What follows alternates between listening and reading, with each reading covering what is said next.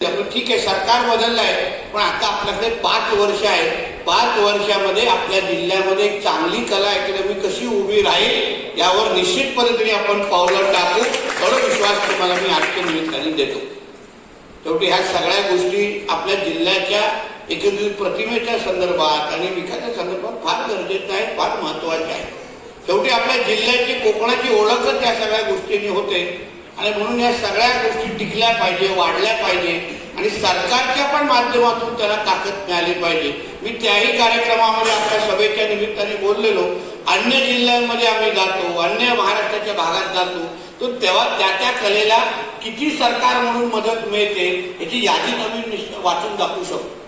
आणि त्या तुलनेने आपल्या ह्या क्षेत्राला आतापर्यंत सरकारने बघितलं नाही असं मताचं मी आहे.